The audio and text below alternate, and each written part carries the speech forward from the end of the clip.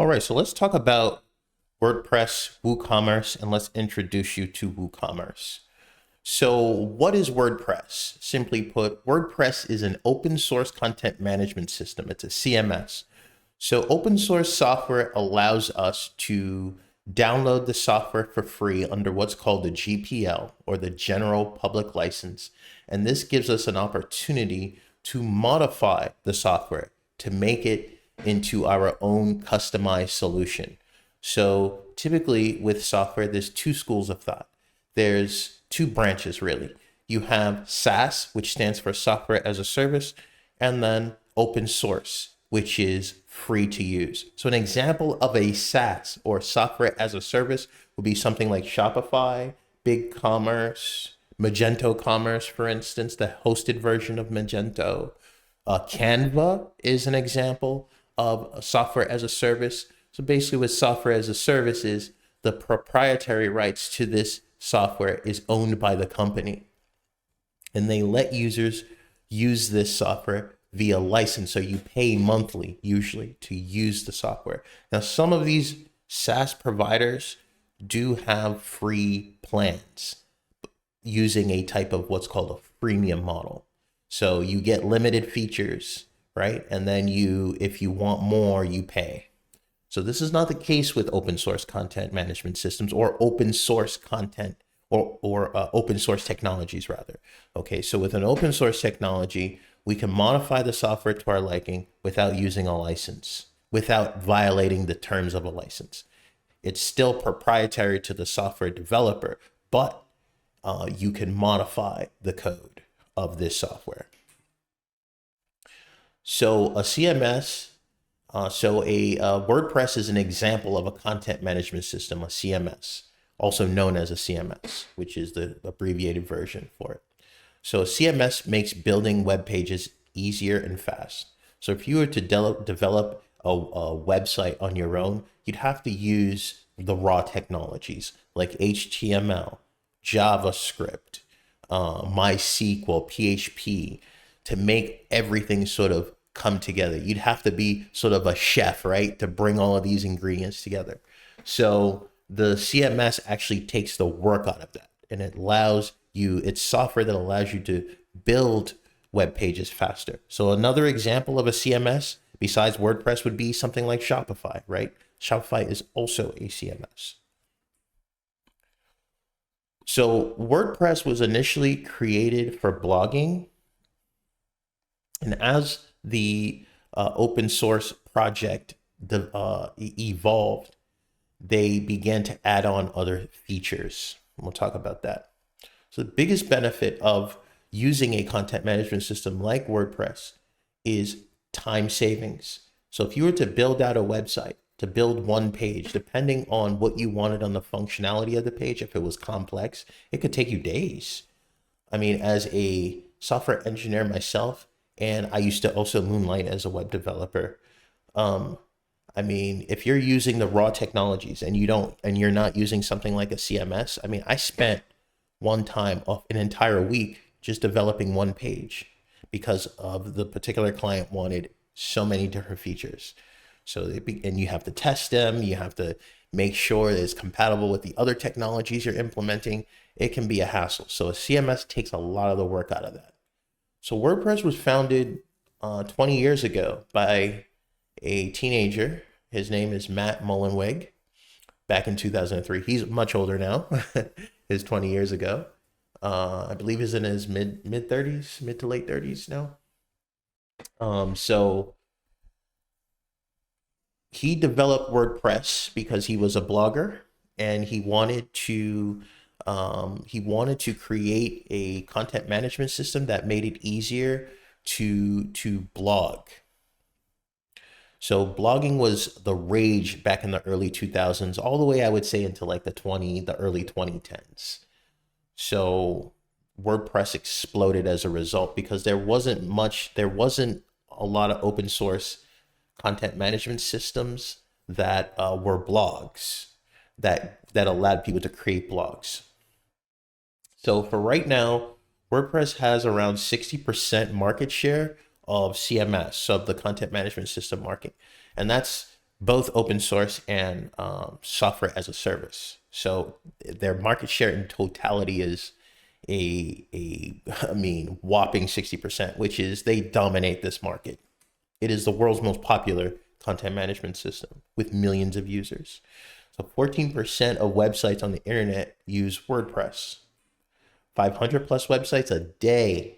Okay, this very minute that I'm talking to you, this hour, when this hour passes, this won't take an hour, but 500 websites, by the end of the day, rather, 500 websites plus will be created using WordPress.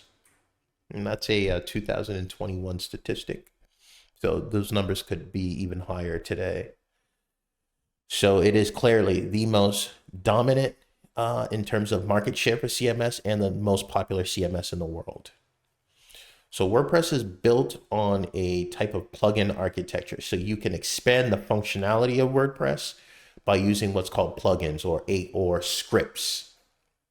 So these scripts extend WordPress, give it even more features.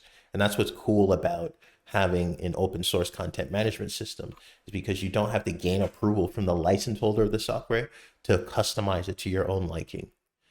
So as we said, plugins are scripts that simply extend the functionality of WordPress. So what is WooCommerce? So when you hear people using these words, WordPress, WooCommerce, what does that even mean? So WooCommerce simply is a plugin that gives WordPress shopping cart functionality. So a shopping cart, an e-commerce shopping cart, will do certain behaviors like store product information, present an image of that product to the user, the end user. So in this case, the website visitor, along with a price. And when that customer hits something like an add to cart button, this will take them to a checkout process where they can enter in payment information to complete the transaction. So the shopping cart functionality is what WooCommerce it gives WordPress.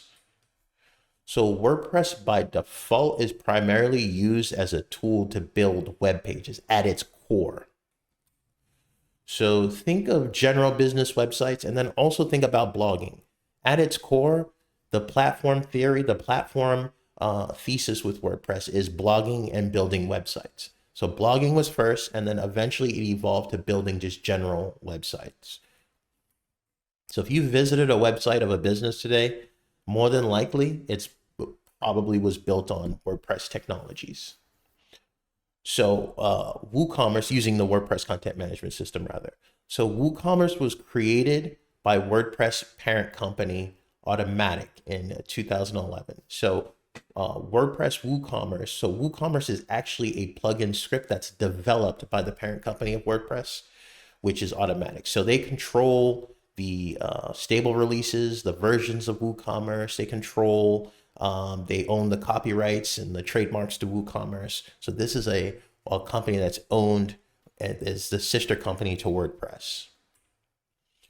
So WooCommerce is very popular as a shopping cart solution, e-commerce solution, because it's very, very easy to use, like Shopify. So let's take a look at WooCommerce by the numbers. And if these numbers don't convince you to use them, to use WooCommerce, I don't know what will. So the WooCommerce plugin itself is downloaded at least 30,000 times every day from the WordPress.org plugin repository. 8.7% of all the websites on the internet use WooCommerce. WooCommerce is the leading e-commerce platform with 23% of the market share worldwide. So how does WordPress have nearly a quarter of WooCommerce have nearly a quarter of e-commerce solution market share, right?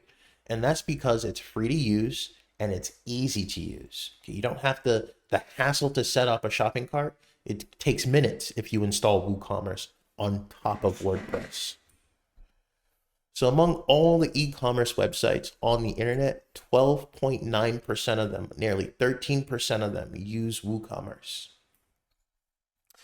So WooCommerce, when we're talking about WooCommerce and we're talking about Shopify and we're talking about a software as a service solutions, it's important that we don't compare them by features, because both solutions, both SaaS and open source an open source content management system for e-commerce like WooCommerce and when compared to platforms like Shopify and BigCommerce, have very similar features. I would venture to say that WooCommerce is just as formidable as those services, right?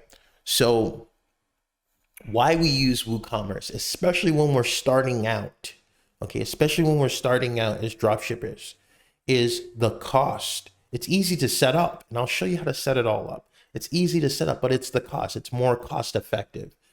So when we're dealing with retail, we're dealing with profit margins, it's important, very important to make sure that we are doing everything to reduce our operational expenses, because this is going to help us maximize our profits. Okay, especially when you're talking about retail. Profit margins are everything. So if we can bring down the cost, why do you think Walmart has self-checkout? Okay, Walmart's biggest expense is labor. And, I don't necessarily always agree with everything the company does, but the company annually saves hundreds of millions of dollars by having self-checkout, because that means they don't have to pay an hourly salaried employee to scan goods, right? That costs more money. So at the end of the day, you always have to look for solutions that are not necessarily just the least cost or cost effective entirely, but if it's cost effective and it's quality, okay, we want to be looking at the quality there. That to me is what adds the value, and WooCommerce is a better fit in my view for dropshipping, for the simple fact that it's more cost effective than a SaaS solution.